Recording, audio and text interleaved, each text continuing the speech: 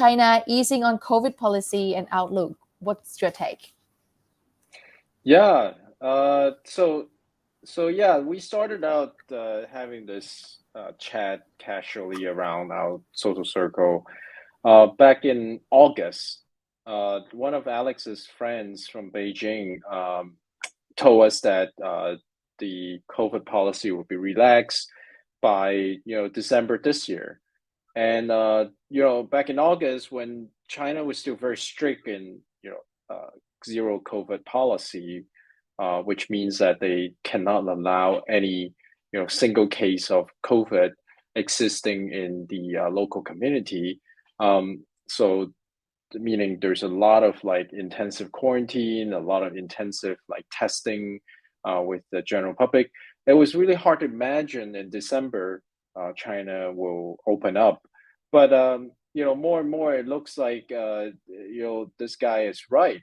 This guy was correct back in August. So he must know something that we don't. Now I want to explain a couple of things here. To kind of let our audience to understand what's the difference between the way China is approaching this versus the Western community. So first of all, I think from China's point of view, they want to avoid any kind of sort of hospital congestions. So basically, if people are following the news back in 2019, end of 2019, where Wuhan Hospital first discovered this COVID-19 pandemic or disease, there were a lot of patients kind of congested into the hospital, and they just kind of passed away there in the hallway. And it was a very dramatic scene. I think China wants to do everything it can while it's kind of open up itself to avoid that scene again. So now we're kind of seeing that the COVID sort of policy changing towards that goal. What I mean is that right now, when a foreigner travel into Hong Kong, or actually no foreigners is allowed to travel into China right now. Only the sort of Chinese citizen, when they're returning back into China, they have to go through this period of quarantine. And it was originally 21 days quarantine, and now it's down to 5+3. 5+3 meaning like 5 days in the hotel and then 3 days at home quarantine. And I think more and more we're going to start seeing this sort of 5+3, and it might turn into 3+3, and then 1+3 and 0+3. And this is this, and I think that change is gonna, I mean, I'm not saying we're gonna see 0+3 by the end of this year. I think we're gonna see 0+3 like probably like mid next year. So China is gonna take its time to slowly kind of relax the traveling into China quarantine policy. And the subject of observing the hospital congestion. Can I ask you something? Can I ask you something? I this is for me not knowing a lot about China COVID and the strands. And what do you think about? I mean, now we understand the policy and the reasons behind them, and but this is what I wonder. China has zero COVID policy, nobody in, nobody's out, right? For a while, for years. And it's like very, very strict quarantine. Our mutual friend got 66 days in Shanghai. Like that's like crucial, and that's cruel too. That's for me. Like I can't be stuck for 66 days. I'll suffocate. But anyway, of course, I was thinking because the strand hasn't developed, or the strand has developed in a way that we don't understand. Now we have Omicron, or more severe one, XBB, and things. It's getting less and less severe, but not lately. Lately, people get like harder symptoms but manageable, but less and less severe symptoms over the time.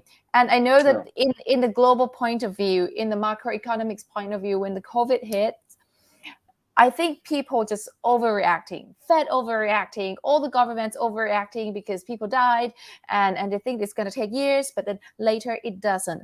You think that the fact that China closed the country up and maybe the strands not mutate in the way that outside of China does, or not mutate at all, the COVID in China is more severe, that's the reason why they're closing up? You think it's what is your take on the fact that China is not open up? I know that the reason behind this is they want to avoid congestion in the hospital, but around the world, in Thailand, in Europe, everywhere, hospitals are congested. In Italy, people just lying on the hospital floor. We saw that everywhere, and but a lot of countries decided to let it does its thing, and let it mutate and become like in local illness.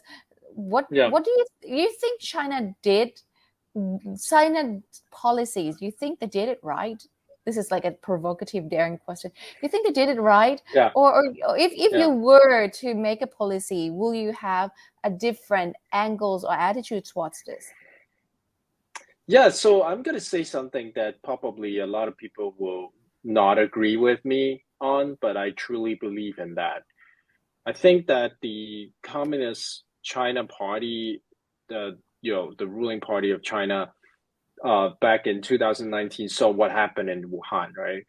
And I think in their head, they're thinking that there is no way I will allow another city that go through this dramatic experience, because you have to understand that our country, China, went through a lot of hardship in the last 100 years, and I think a lot of the people that are still alive today remembers those times, and I think it's very difficult for them to accept us going through these hardship again, if you understand what I'm saying. But not to say that the Western government or some of these sort of you talk about Italy, United States, they I'm not saying they're not they're willingly letting these to happen to their people, but I think a lot of the leaderships, because they haven't gone through these hardship for many generations, it was harder for them to imagine how bad it could be. So to me, I think the Chinese government is doing everything it can to kind of avoid that dramatic experience from Wuhan.